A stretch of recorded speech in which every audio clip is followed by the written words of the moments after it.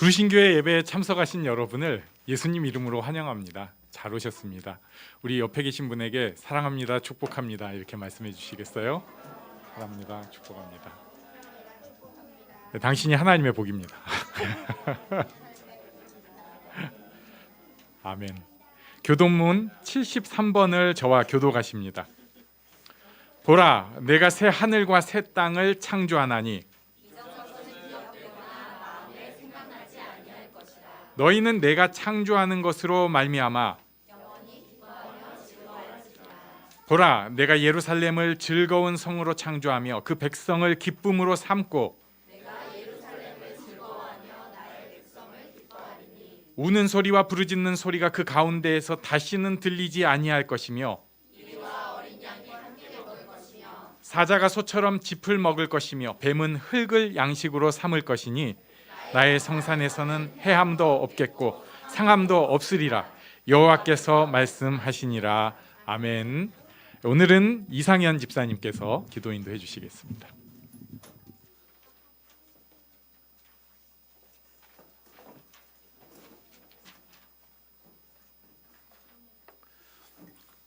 네, 기도드리시겠습니다. 우리를 사랑하시고 구원하신 하나님, 이렇게 좋은 날 허락하시고 저희 부르신 교회 성도님들이 같이 모여서 하나님께 찬양하고 기도드리며 말씀 들을 수 있게 해주셔서 감사합니다. 하나님, 저희 각자를 사랑해 주시고 은혜로 자녀 삼아 주셔서 감사합니다. 그 사랑과 은혜로 인해 저희 삶의 모든 부분에서 감사하며 하나님과 동행하는 저희 부르신 교회 성도들 되게 하여 주시길 원합니다. 힘들고 어려운 일이 있을 때에나 좋은 일과 기쁜 일이 있을 때에도 항상 하나님만 바라보게 하시며 솔직하고 낮은 마음으로 하나님과 교제할 수 있게 해주세요. 저희의 삶이 구원으로 인해 항상 기쁨이 넘치게 하여 주시고 남들과 비교가 아닌 하나님만 바라봄으로 인해 감사하게 하여 주시길 원합니다. 저희가 저희 자신을 위해서, 가족들을 위해서, 그리고 교회와 사회를 위해서 항상 기도하는 자들이 되게 하여 주시고 저희의 판단 기준이 아니라 하나님의 기준으로, 제 마음이 아니라 하나님의 마음으로 주위를 보고 저희를 볼 수 있게 해주세요. 가족들과 주위 사람들에게 높임을 받기 원하기보다는 높여주고 섬기게 하여 주시며 그들의 마음을 이해하고 사랑할 수 있도록 해주세요. 살면서 불평과 불만을 이야기하기보다는 좋은 점과 감사할 것을 찾아 이야기하게 하시고 우리 교회가 하나님의 말씀이 살아 숨쉬고 성도 간의 사랑의 교제가 넘치는 곳으로 되기를 항상 기도하는 자들 되게 해주시길 원합니다. 우리 사회와 나라가 각자의 이익만을 위해서 서로 반목하고 싸우는 것이 아니라 하나님의 나라와 같이 정의롭고 사랑이 넘치는 곳이 되기를 위해 기도하게 하여 주시고 하나님의 나라가 우리 삶의 모든 부분에 임하길 원합니다. 하나님, 벌써 2023년도 9월이 되었습니다. 저에게 주어진 시간들을 헛되이 쓰지 않게 하여 주시고 올해 시작 때 세웠던 계획과 기도 제목들을 다시 한번 챙기고 목표를 향해 항상 경주하는 자들 되게 하여 주세요. 9월이 되니 더운 날씨가 이제 조금 꺾이고 아침 저녁으로는 시원한 바람이 불며 가을이 오는 것을 느낍니다. 가을에 곡식 있고 열매가 맺는 것처럼 저희의 삶에서도 항상 성령의 열매가 맺을 수 있도록 하여 주시고 주 안에서 착한 행동들로 인해서 그리고 다른 사람들을 높이고 배려하면서 잘못을 용서하는 주의 자녀다운 행동들로 인해서 하나님을 저희 삶에서 드러내는 부르신 교회 성도님들 될 수 있도록 해주세요. 저희가 드리는 이 예배가 하나님만 높이고 찬양하는 예배가 되게 하여 주시며 하나님께 홀로 영광받아 주시길 원합니다. 이 시간뿐 아니라 저희 삶의 모든 시간이 하나님을 향한 예배가 되게 하여 주세요. 지금 저희가 목사님께서 전하시는 말씀을 사람의 말로 듣지 않고 하나님의 말씀으로 받아들일 수 있게 해주시며 그 말씀이 저희 안에서 역사하여 저희 삶을 바꾸길 원합니다. 예수님의 이름으로 기도드립니다. 아멘.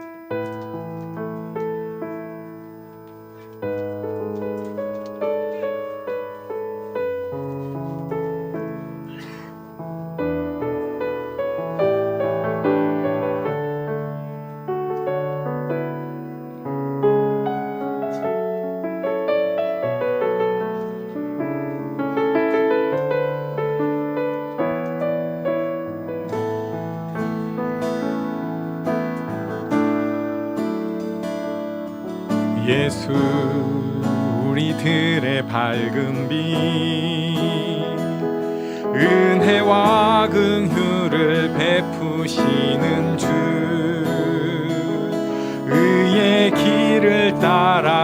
경외하는 주의 자녀들에게 항상 밝은 빛을 비추시네. 그는 구원의 주 하나님, 공의로 세상을 다스리시네. 주를 경외하는 자들에게 부어주시는 놀라운 주님의 영광. 하늘에서 찬란하게 빛나는 주의 영광 이 땅에 오셨네. 어둠을 밝히고 새 생명 주시네.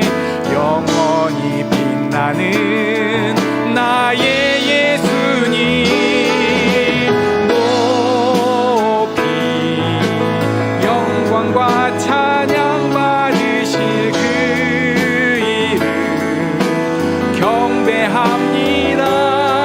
슬픔을 거두고 내게 자유 주시네. 기쁨의 노래를 영원한 나의 빛 예수께.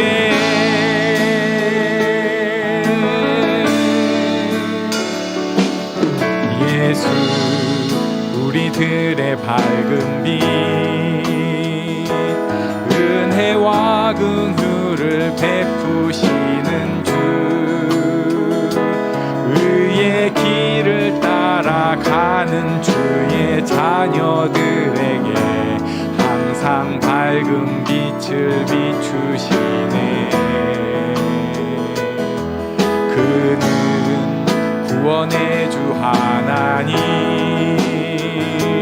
공의로 세상을 다스리시네. 주를 경외하는 자들에게 부어주시는 놀라운 주님의 영광. 하늘에서 찬란하게 빛나는 주의 영광 이 땅에 오셨네. 어둠을 밝히고 새 생명 주시네. 영원히 빛나는 나의 예수님 높이 영광과 찬양 받으실 그 이름 경배합니다. 슬픔을 거두고 내게 자유 주시네. 기쁨의 노래를 영원한 나의 빛 예수께. 하늘에서 찬란하게 빛나는 주의 영광 이 땅에 오셨네. 어둠을 밝히고 새 생명 주시네. 영원히 빛나는 나의 예수님 높이 영광과 찬양 받으실 그 이름 경배합니다. 슬픔을 거두고 내게 자유 주시네. 기쁨의 노래를 영원한 나의 빛 예수께.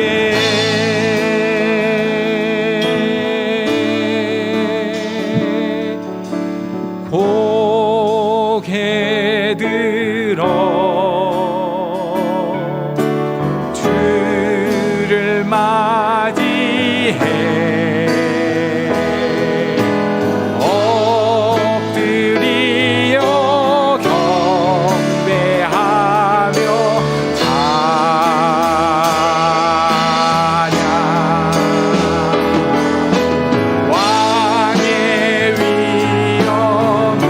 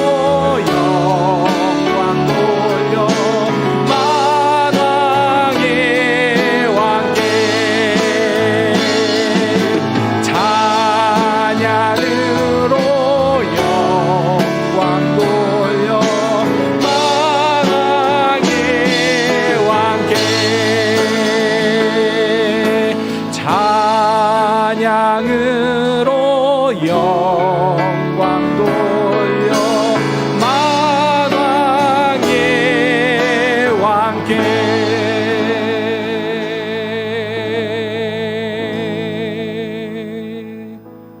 주가 보이신 생명의 길 나 주님과 함께 상한 마음 들이며 주님 앞에 나가리. 나의 의로움이 되신 주 그 이름 예수, 나의 힘이 되신 이름 예수. 나의 길 오직 그가 아시나니 나를 단련하신 후에 내가 정금같이 나오리라. 주가 보이신 생명의 길 나 주님과 함께 상한 마음 들이며 주님 앞에 나가리. 나의 의로움이 되신 주 그 이름 예수, 나의 길이 되신 이름 예수. 나의 길 오직 그가 아시나니 나를 단련하신 후에 내가 정금같이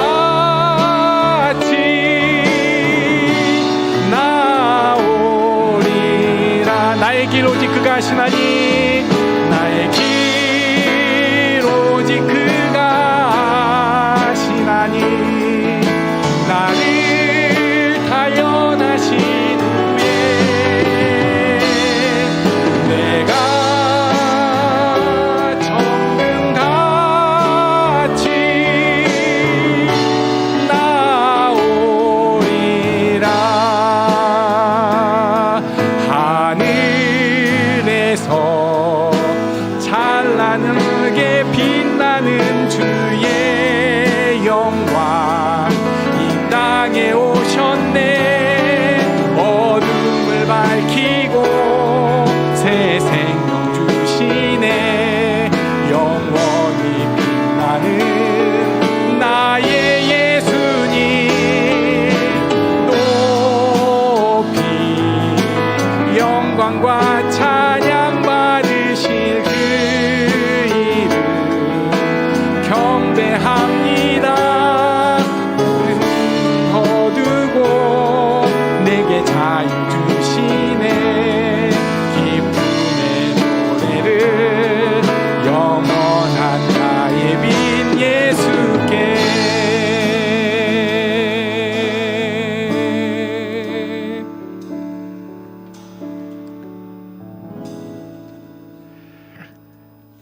예수님께서 우리에게 자유를 주셨습니다. 생명의 길을 주셨습니다. 그런데 우리가 누리고 살지를 못하는 경향이 많아요. 그러고 있습니다. 이 시간에 하나님, 제가 자유를 누리기를 원합니다. 제가 생명을 누리기를 원합니다. 제가 아이들에게, 주변 사람들에게 자유를, 생명을 표현하고 나눠줄 수 있게 하여 주시옵소서. 우리 자신을 놓고 잠시 기도합니다. 하나님, 인도하여 주셔서 감사합니다. 주님께서 주신 것이 있고 우리가 분명히 받았고 고백을 하는데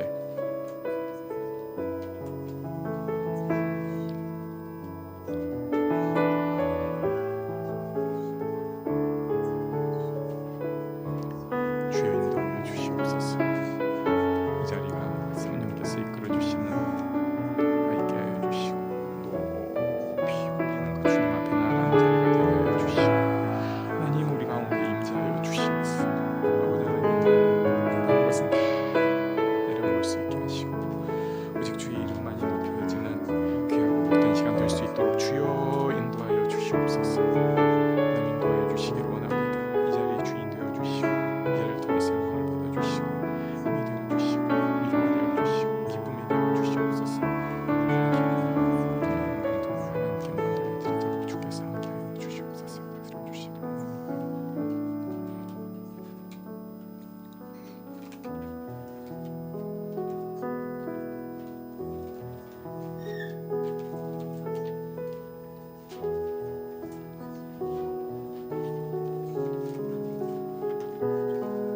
이 모든 말씀을 예수님 이름으로 기도합니다. 아멘. 평화, 하나님의 평강이 당신의 삶에 넘쳐나기를.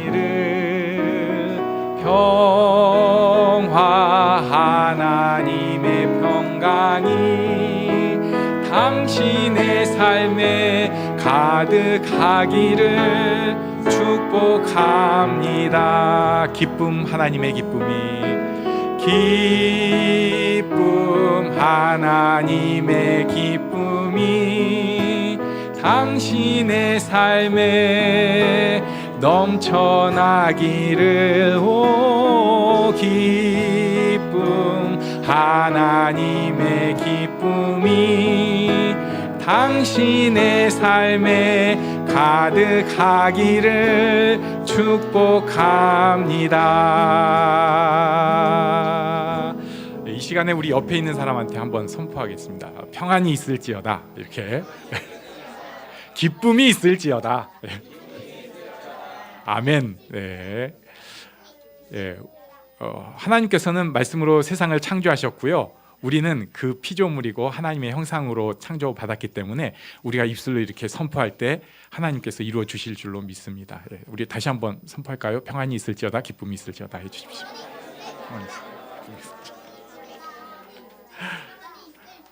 와우. 이번 주 소식 몇 가지 그냥 말씀드리고 기도하려고 하는데요.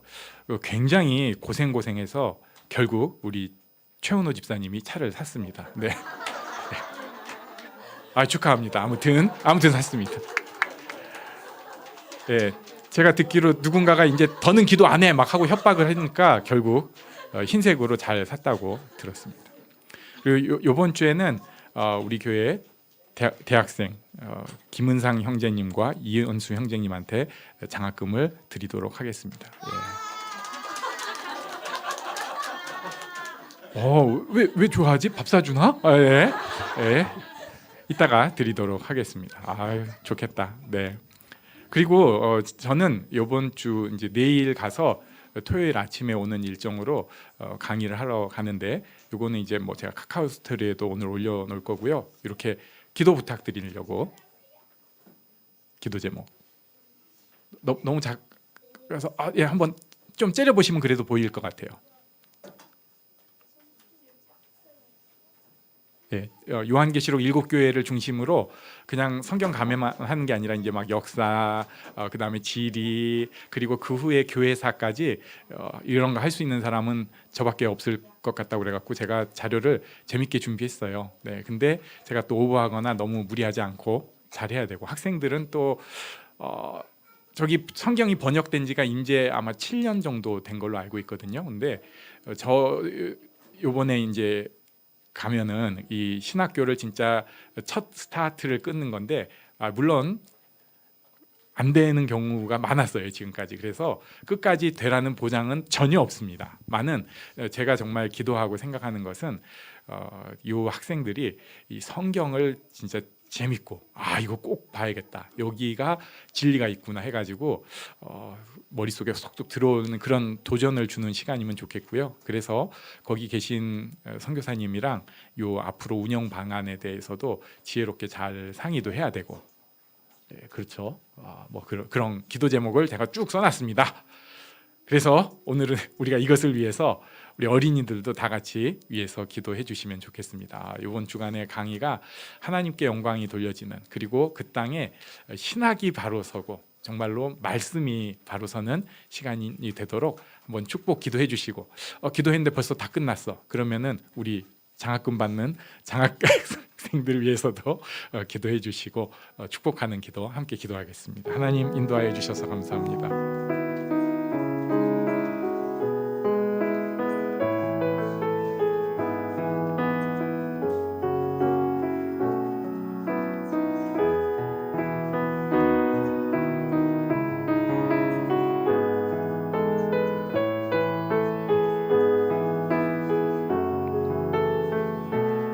주님께서 인도하여 주셔서 이런 귀하고 놀라운 기회가 있는데, 하나님 이게 부담이나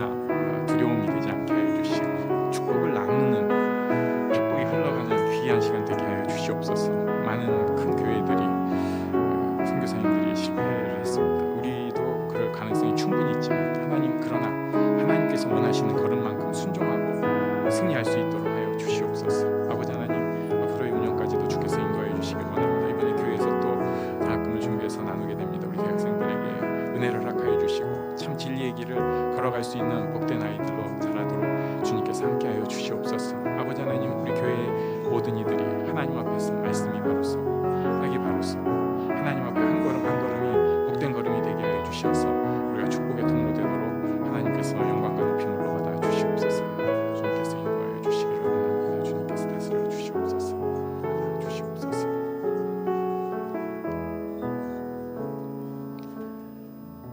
살아계신 하나님 아버지, 이 자리에 불러주셔서 감사합니다. 하나님을 높여드리기를 원합니다. 우리가 하나님 앞에 낮아지게 하여 주시고 우리가 서로를 높이고 축복할 수 있게 하여 주시옵소서. 하나님께서 주신 많은 복들이 있습니다. 이것을 인하여서 감사하고 누리게 하여 주시되 모든 것을 하나님께 영광 돌려드릴 수 있는 우리가 되게 하여 주시옵소서. 이 예배가 그렇게 하나님 앞에 영광 돌려드리는 귀한 예배 되게 하여 주시옵소서. 감사드리며 예수님 이름으로 기도합니다. 아멘. 네, 우리 어린이들은 분반 공부의 시간을 갖도록 하겠습니다. 우리는 성경 말씀을 보려고 하는데요.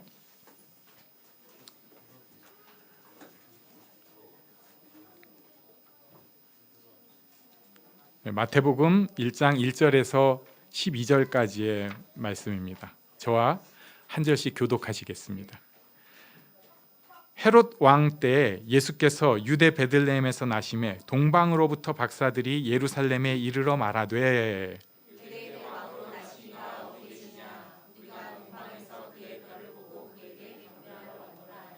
헤롯 왕과 온 예루살렘이 듣고 소동한지라.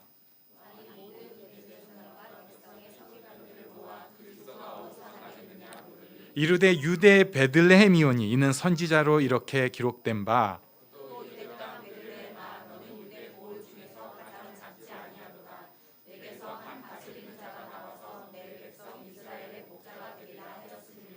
이 헤롯이 가만히 박사들을 불러 별이 나타난 때를 자세히 묻고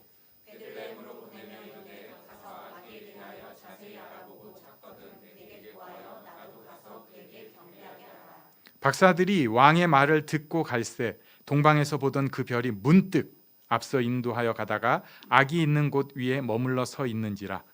그들이 별을 보고 매우 크게 기뻐하더라. 집에 들어가 아기와 그의 어머니 마리아가 함께 있는 것을 보고 엎드려 아기께 경배하고 보배합을 열어 황금과 유향과 모략을 예물로 드리니라. 그들은 꿈에 헤롯에게서 돌아가지 말라 지시하심을 받아 다른 길로 고국에 돌아가니라. 아멘. 예, 요 본문을 가지고 찬송가가 아주 딱 찬송가가 있습니다. 찬송가 116장인데요. 옛날에는 동방박사 세 사람이었는데 동방박사 세 사람은 전설 속의 얘기고요. 성경에는 세 사람이 아닙니다. 그래가지고 가사가 바뀌었어요. 잘 바꿨습니다. 그래서 오늘 이 찬송가 한번 도전해 볼 겁니다. 동방에서 박사들 귀한 예물 가지고 산을 넘고 물을 건너 별 따라 왔도다. 오 단일 밤의 밝은 별 아름답고 빛난 별 아기 예수 계신 곳에 우리 인도하여라. 형제님들, 베들레헴 임금께 나는 황금 드리네. 영원토록 모든 백성 다스려 주소서. 자매님들, 거룩하신 구주께 나는 유향 드리네. 만국 백성 찬송 드려 만유주 섬기세. 다 같이 같이 주의 죽을 몸 위에 나는 모략드리네. 세상 모든 죄인 위에 십자가 지셨네. 5절로 갑니다. 다시 사신 구주님, 왕의 왕이 되시네. 할렐루야 할렐루야 모두 다 부르세. 오 단일 밤의 밝은 별, 아름답고 빛난 별, 아기 예수 계신 곳에 우리 인도하여라. 이런 곡 부르고 나면 메리 크리스마스 이거 해야 될 것 같은데 한번 해주시죠. 메리 크리스마스. 예수님 오신 거 우리는 1년 내내 기뻐할 수 있습니다. 전에 어느 카페는 한여름에 캐롤을 틀어놔가지고 되게 좀 생각을 한 적도 있었는데 그렇죠. 오늘 본문 1절과 2절에 보면은 헤로당 때 예수께서 유대 베들레헴에서 나심에 동방으로부터 박사들이 예루살렘에 이르러 말하되 점점점점점 그의 별을 보고 그에게 경배하러 왔노라 이렇게 말씀을 해요. 누군가 유대인의 왕이 태어났습니다. 이미 그 왕이 출현했어요. 그리고 그 왕의 출현을 별을 통해서 알게 되었다. 그리고 그것 때문에 여기까지 왔다. 이렇게 어떤 외국인들이 이야기를 하는 상황입니다. 자, 별이 진짜로 뭐를 보여줄까? 이게 이제 천문학이라고 할 수도 있고, 뭐 점성술 이렇게 얘기를 할 수 있는데 이게 점하고도 연관이 돼가지고 이게 과연 성경적인 것인가 하는데 저는 일단 사람들의 놀라운 상상력과 직관이 별을 보면서 그 안에 있는 게 그 지혜들이 결집돼 가지고 튀어나올 수 있다고 봐요. 지금은 이제 불빛공해 때문에 별이 안 보이는 시대인데 예전에 아니면 혹시 어디 깜깜한 외국이나 우리나라에서도 그런 드문 곳에 가게 되면은 별이 막 보이고 그것을 가만히 보고 가만히 있다 보면은 우리 속에 있는 지혜들이 이렇게 툭툭 터져서 올라오는 것을 경험할 때도 있습니다. 맨날 그런 건 아니고. 근데 이런 것 때문에 아마도 예전에 뭐 천문학이나 점성술이 발달된 것이 아닌가.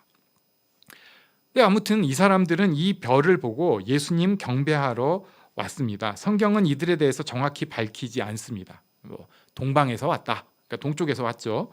그리고 별 보고 왔다. 그리고 뒷부분에 보니까 황금과 유향과 모략을 드렸다.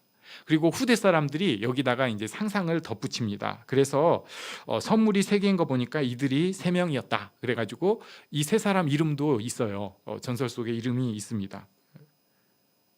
외우려고 했는데 이건 가치 없는 건 안 외우려고 넘어갔습니다. 그리고 그 뭐 점성술서였다 이렇게 막 뭐라고 얘기했고 뭐 소설도 있고 그래요. 그런데 성경이 밝히지 않는 것에 대해서 우리가 더 관심을 많이 가질 필요는 없다고 생각합니다. 그냥 좋으면은 하고 상상하고 말 정도. 그렇게 볼 수 있네. 이 정도겠죠. 근데 우리가 실제로 좀 알 수 있는 것들도 있어요. 역사로 일단 볼 수 있는 것은 유대인들이 북이스라엘, 남유다로 나눠지고 그리고 남유다가 바벨론에 망했죠. 그때 포로로 막 잡혀갑니다. 그러면서 디아스포라 유대인, 그러니까 유대인 이주자들이 막 생겼죠. 그런데 이 사람들이, 이 디아스포라 유대인들이 메시아 신앙이 굉장히 컸습니다. 그러니까 좀 심하게 말하면 쿡 찌르면 메시아, 쿡 찌르면 주여 언제입니까? 쿡 찌르면 이제입니까? 뭐 이런 메시아 신앙이 굉장히 컸습니다. 그래서 유대인들의 메시아, 유대인들의 진짜 왕에 대한 생각은 당시 지식인이라면 다 알 정도로 컸습니다. 동방 박사들은 이 소식을 이 메시아에 대한 믿음을 알고 있었고, 그러다가 별의 움직임을 보면서 이거다 이렇게 생각한 것으로 봅니다. 그리고 천문학을 연구하는 지금 이제 학자들이 이걸 그러면 이 사람들이 도대체 어떤 별을 본 것이냐 해가지고 어떤 사람은 뭐 헨리 해성이 아니냐 뭐 이런 사람도 있는데, 그거보다는 조금 더 신빙성이 있는, 이건 진리가 아니에요. 상상이고 그냥 참고입니다. 이게 기원전 7년 정도에, 그러니까 이 사람들은 예수님이 오신 때를 BC 7년으로 계산을 하는 사람이에요. 이것도 우리는 상상밖에 몰라요. 어떤 사람은 예수님 오실 때를, 사실 0년이 예수님 오신 때잖아요. 근데 요거는 아니라고 학자들이 많이 얘기를 하고 BC 3년이다 하는 사람도 있고, 제일 땡기는 경우가 이 경우인데 BC 7년이다. 왜냐하면 그때 목성, 화성 크로스 때였다. 그리고 그게 엄청나게 밝은데 목성은 왕을 나타내고 화성은 유대인들을 나타내기 때문에 이 천문학자들이 이걸 보고 유대의 왕이구나, 저 빛이 유대를 가리킨다 하면서 온 거다, 이렇게 생각을 하는 사람도 있습니다. 또 이 사람들의 주장 뒷받침이 헤롯 대왕이 BC 4년에 죽었어요. 그러니까 얼추 이게 맞아 듣는 거예요. 그러니까 그렇지. 그러니까 예수님 오셨을 때 여기 헤롯은 헤롯 대왕인가 보다. 또 아니라고 주장하는 사람도 있어요. 헤롯 대왕이고, 헤롯 대왕이 이 동방 박사들을 BC 7년에 보고 막 뭐 어쩌고 저쩌고 한 다음에 애기들까지 죽인 다음에 지도 BC 4년에 3년 후에 죽었구나, 이렇게 스토리를 완성을 하는 사람도 있습니다. 어느 정도 저는 타당성은 있는 역사의 이야기들이라고 생각은 합니다만, 이게 성경의 주요 관심은 아니에요. 보면 꼭 이런 게 우리는 훨씬 더 이렇게 막 귀가 띵긋하고, 특히 이제 강의하러 가면은 이런 거를 얘기하면 실력이 있으셔요 막 이러는데, 이거는 그냥 재미, 참고, 이 정도입니다. 이들은 별을 따라서 왔습니다. 요거는 좀 의미가 있는 것 같아요. 우리는 부모를 따라서 온 경우가 제일 많고요, 친구를 따라서 오기도 했고요, 매력적인 이성 때문에 온 경우도 있고요, 어떤 사람은 초코파이 따라서 온 사람도 있고요, 어떤 사람은 선물을 따라서 오기도 했습니다. 근데 중요한 것은 무엇 때문에 따라왔든지 간에 무엇을 그 결과 알게 되었는가, 그 결과 누구를 알게 되었는가가 중요합니다. 지금 이 사람들한테 별은 어느 정도 보조인 거고, 예수님을 알게 된 게 여기서 제일 중요하다고 할 수 있죠. 동방에서 온 박사들 때문에 온 예루살렘이 소동을 했습니다. 3절이죠. 헤롯왕 그리고 온 예루살렘이 소동을 했습니다. 이 헤롯왕은 제가 지금까지 본 역사상의 인물들 중에서 정치력은 거의 뭐 끝판왕. 그러니까 정치는 누구에게 물어볼까? 헤롯, 이렇게 답할 수 있을 정도의 인물입니다. 이 사람은 여기 그 유대에서도 사실은 좀 그 외곽 사람, 그러니까 본토 유대인도 아니고 에돔 사람인데 유대로 편입된 이방인인데 낑겨준 사람이에요. 그런데 이 사람이 얼마나 비상한지, 그때 당시 세계의 중심이라고 할 수 있는 로마 황제 쟁탈전에서 아주 중요한 역할을 해요. 장난이 아닙니다. 네. 머리 쓰는 거, 돈 쓰는 거, 딱 이렇게 돈 딱 보내고 뒤로 또 돈 이렇게 딱 보내고, 이런 거 겁나 잘하는 사람이에요. 그래서 로마의, 정확하게는 옥타비아누스 황제 제도가 정확하게 이제 그 로마의 황제 제도가 이렇게 딱 설립이 된 데는 이 헤롯 대왕의 역할이 크다. 그만큼 이 사람은 줄 잘 서고 정치 잘하는 사람이었다. 돈을 아주 유용하게 그때부터 잘 쓴 사람이었다. 그리고 이 사람은 한다 하면 하는 사람이에요. 그래가지고 유대인들을 위해서 어마어마한 성전을 지었습니다. 헤롯 성전이라는 것을 지어가지고, 이게 유대인들의 어쨌든 자랑이에요. 헤롯 꼴배기 싫어 하면서도 이 성전을 보라, 이 정도, 우리에겐 성전이 있어, 이렇게 한 그런 사람이기도 하면서 성전을 지었는데, 동시에 또 로마 황제 오지도 않을 사람 위해서 도시 딱 로마 황제 이름으로 막 짓고, 가이사랴가 그 대표적인 거예요. 그리고 거기다가 로마 황제 별장도 짓는데, 문제는 로마 신들 신전도 딱 지어주는 거예요. 그래야지 이게 도시가 구색이 맞는다고. 근데 이게 보고가 들어가잖아요. 그럼 로마 황제는 지가 안 가도 거기에 또 내 거 하나 만들었구나. 내가 가면은 그 신의 품 안에서 평안히 쉴 수가 있겠구나. 오 헤롯. 뭐 이런 느낌으로 했던 사람이에요.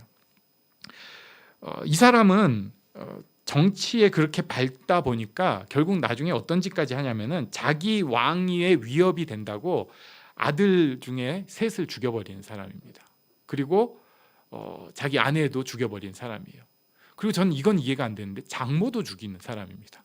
장모도 정치적으로 걸림돌이 된 그냥 가차없이 죽여버렸어요. 그런데 이런 사람이 다스리고 있는 그 본 고장 예루살렘, 게다가 분명한 것은 이 사람이 이 헤롯 대왕이 맞다면은 헤롯의 이미 통치가 거의 무르익어 가지고 절대 권력이 있을 때예요.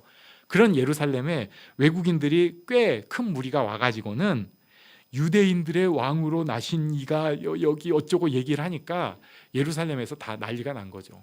이거 큰일 났다.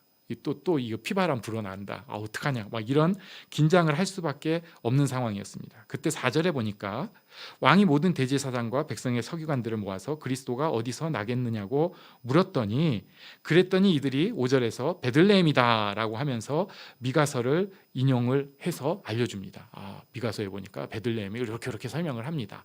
그러고 나니까 7절에 보면은 헤롯이 박사들을 가만히 불러서 언제 이 별이 나타나는가 자세히 묻습니다.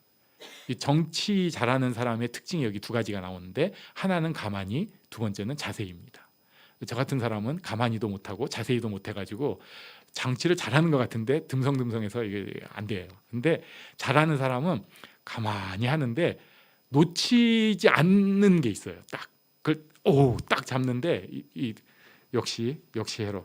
가만히 자세히 묻습니다. 8절에 보니까 또 자세히 알아보라고 부탁을 해요.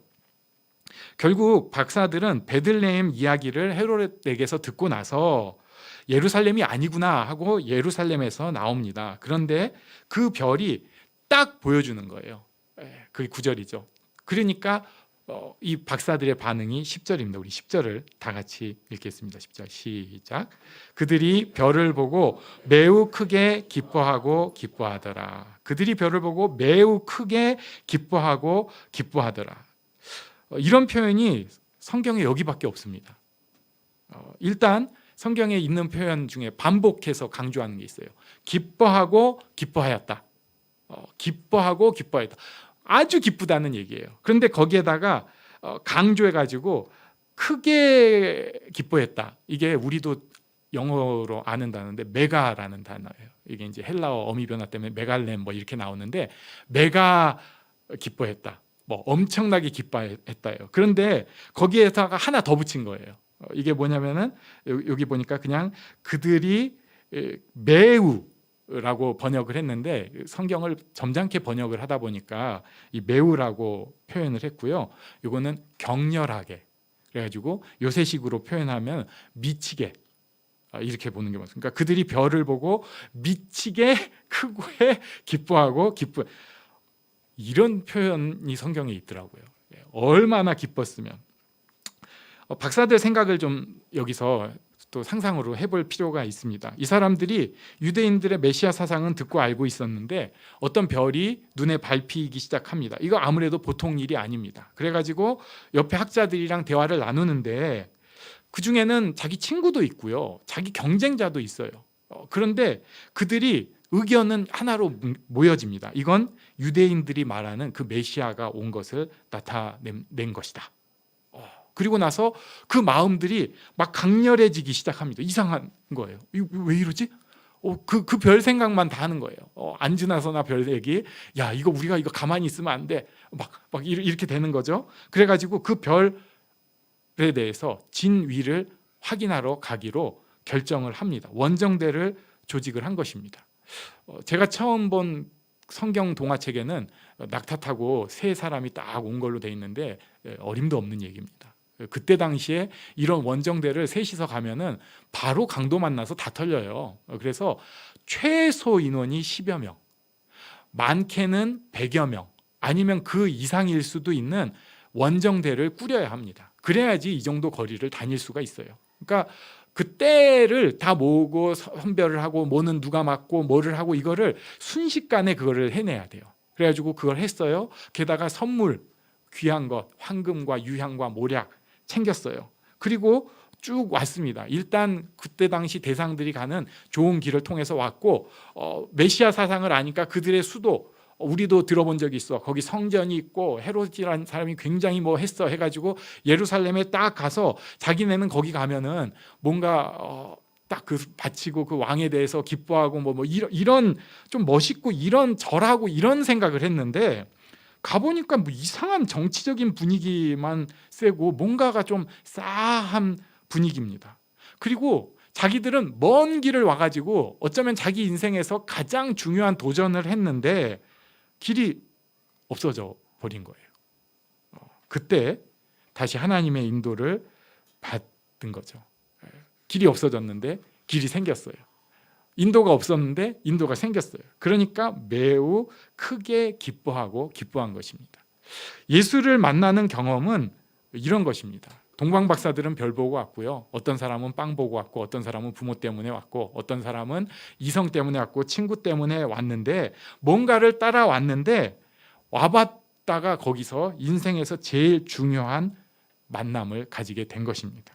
하나님의 아들 구원자 예수님을 만나는 것입니다. 어떤 사람은 크게 충격을 받고 어떤 사람은 작게 충격을 받고 아무튼 충격을 받아요. 그런데 그 한 번이 끝이 아닙니다. 예수님 믿는 생활은 교회에서 배우고 성경에서 배우고 내가 기도하면서 배우고 사람들을 통해서 내가 성령을 통해 배우는 것들이 점점 더 예수님 만난 게 얼마나 크고 놀랍고 기쁜 사건인지를 배우면서 알게 되는 거예요. 그래서 우리도 매우 크게 기뻐하고 기뻐하더라 라는 표현을 쓸 수 있습니다. 우리 다시 한번 10절을 같이 읽어볼까요? 10절 시작. 그들이 별을 보고 매우 크게 기뻐하고 기뻐하더라. 아멘. 이건 내 이름으로 바꿔도 됩니다. 내가 별을 보고 매우 크게 기뻐하고 기뻐하더라. 마태복음 5장 3절에는 이런 말씀이 있죠. 심령이 가난한 자는 복이 있나니 천국이 그들의 것이며. 그냥 기뻐한 게 아니고 매우 크게 기뻐하고 기뻐한 것은 그 마음이 가난하기 때문에 그렇습니다. 하나님에 대해서 가난한 마음을 가질 때 하나님께서 채워주시는 천국의 기쁨을 누릴 수 있어요. 뭔가 다 이루었다, 이젠 다 아는 것 같다, 이런 게 아니고요. 하나님에 대해서 갈망하고 기대하는 마음, 가난한 마음을 가질 때 천국을 가질 수 있습니다. 이것을 구하고 찾고 두드린다라고 또 표현을 해요. 이 천국을 꼭 가지고 누리기를 바랍니다. 그런데 여기 또 좀 이상한 게 있어요. 제가 이제 크게 기뻐한 거에 대해서 감동을 받아가지고 성경에 이 크게 기뻐하는 게 누가 또 했나, 그러니까 뭐 있어요 몇 개. 근데 그 중에서 또 넘어갈 수 없는 두 사람을 생각을 했죠. 그래서 바울하고 베드로가 있습니다. 바울도 크게 기뻐하는데 우리 고린도후서 12장 9절 말씀 우리 한번 같이 읽습니다. 시작. 나에게 이르시기를 내 은혜가 내게 족하도다. 이는 내 능력이 약한 데서 온전하여짐이라 하신지라. 그러므로 도리어 크게 기뻐함으로 나의 여러 약한 것들에 대하여 자랑하리니 이는 그리스도의 능력이 내게 머물게 하려 함이라. 아멘. 이런 건 크게 아멘 할 수는 없어요. 바울이 지금 크게 기뻐한다고 했는데 이게 어떤 상황인지 아시잖아요. 제가 또 설명을 드리면 바울이 간절히 기도했습니다. 3번 기도했다고 그래요. 간절히 기도를 했어요. 그런데 기도 응답이 뭐냐면은 내 은혜가 너한테 족하다. 너무 세련되게 표현하셨어요. 제 식으로 하면 안 돼, no 이렇게 답을 하신 거예요. 그런데 바울은 저도 가끔 그런 응답이 있을 때가 있는데 제가 은혜가 충만할 때는 그 노라는 응답에 감격을 하는데 하나님이 노라고 하셨어. 근데 그러지 않을 때는 사실 삐집니다. 이럴 수가 있냐고. 삐져요. 저 아직 그런 인간입니다. 그런데 바울은 그런 노라는 응답에 크게 기뻐했다고 표현을 하고 있어요. 세상에 크게 기뻐해요. 그러면서 자기의 약한 것들, 지금 자기가 기도한 거거든요. 그 약한 것 좀 해결해 달라고. 근데 그것 때문에 오히려 자랑하면서 그리스도의 능력이 내게 더 드러난다, 이러고 있는 거예요. 기도 거절의 응답을 받고 크게 기뻐한 사람이 바울입니다. 왜냐하면 하나님의 능력이, 그리스도의 능력이 내게서 더 온전해지니까. 여기에 또 이상한 사람이 있는데 베드로입니다. 베드로는 베드로전서 1장 6절에서 이렇게 표현을 합니다. 우리 같이 또 읽겠습니다. 시작. 그러므로 너희가 이제 여러 가지 시험으로 말미암아 잠깐 근심하게 되지 않을 수 없으나 오히려 크게 기뻐하는도다. 이거 또 아멘하기가 좀 그래요. 여러 가지 시험으로 말미암아 근심하고 있는데 그걸 오히려 크게 기뻐한대요. 예수 믿으면 좀 행복하고 즐겁고 좀 감사하고 이런 거, 또 하나님을 아니까 인생의 비밀을 아는 그 평안도 좀 누리고 이런 걸 우리가 은근히 바라잖아요. 그게 뭐 잘못된 거예요? 그런데 근심하지 않을 수 없는 고난이 왔습니다. 고난이 올 때 잠깐 근심하는 것은 당연한 거예요. 성경이 말리는 건 아닙니다. 그런데 문제는 잠깐 근심을 한 다음에 반응이 크게 기뻐합니다. 그 1장 7절로 가면은, 이건 제가 좀 복잡해서 안 했는데 왜 기뻐하냐면요, 그 고난이 나를 순금으로 단련시키기 때문에 기뻐한다고 표현하고 있어요. 고난이 있으니까 내가 성숙한다, 내가 예수님 닮아간다, 그래서 기뻐한다, 이렇게 표현을 하는 거예요. 고난을 누가 좋아합니까? 그런데 가난한 마음, 갈급한 마음은 이 고난도 예수님을 더 가까이 할 수 있고 천국을 누릴 수가 있으니까 기뻐하게 됩니다. 저는 이런 생각을 좀 해봤어요. 우리가 요즘 크게 기뻐한 일 있습니까? 사실 생각해 보면은 내가 내 인생에 기뻐했던 일들이 있어요. 그런데 지금 나는 그 기뻐했던 일들의 결과로 여기 지금 살고 있습니다. 예를 들면은 뭐 배우자를 만난 것, 결혼을 한 것, 아이를 낳은 것, 또는 뭐 학교에 가게 된 것, 또는 직장을 찾고 직장에 다니는 것, 특히 예수를 믿고 하나님을 알아가는 것, 이게 다 어떤 큰 기쁨이 있었다고요. 그런데 지금은 그 기쁨이라고 생각했던 게 당연해지고 흐지부지 됐어요. 이것에 대해서 뇌과학자들은 뭐 어쩌고 저쩌고 설명을 하는데 성경적인 표현을 하면은 배부른 겁니다. 마음이 높아진 거예요. 교만해진 것입니다. 배부르다, 마음이 높아졌다, 교만했다는 것은 하나님이 아니라 내가 주인이 된, 내가 중심이 된 것을 뜻합니다. 세상 사람하고 같아진 거예요. 그래서 하나님은 뒷전이고 내가 앞서고, 하나님이 보여주신 것은 안 보고 나 보고 싶은 것만 보고, 하나님 인도는 있으면 좋고 없으면 말고 내가 혼자서 내 길을 헤쳐가야지, 이렇게 되니까 기쁨이 사라지고 오히려 두려움이 남습니다. 부담감이 남습니다. 체념이 남는 거예요. 하나님의 인도가 있으면 큰 기쁨이 있습니다. 천국의 기쁨입니다. 마음이 가난한 사람은 하나님의 인도를 느끼고 누릴 수 있고, 그래서 크게 기뻐합니다. 이 기쁨이 지금 우리 앞에 있습니다. 하나님 바라보고 이 기쁨을 누리는, 그리고 이 천국을 소망하며 갈망하는 우리가 되기를 예수님의 이름으로 축복합니다. 이 축복이 꼭 있기를 원합니다. 우리 잠시 일어나서 기도하는 시간 갖겠습니다.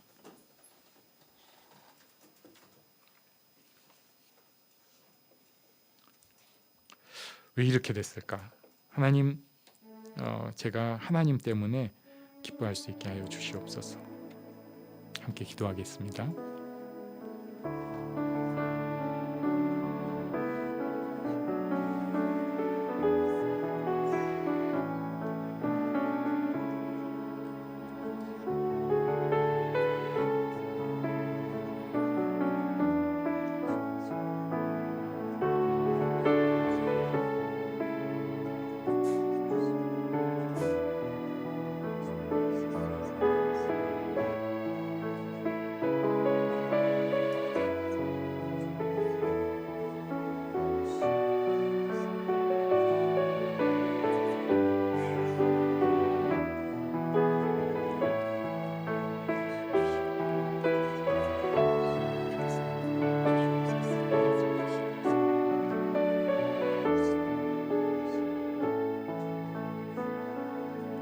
나의 길 오직 그가 아시나니 나를 단련하신 후에 내가 정금같이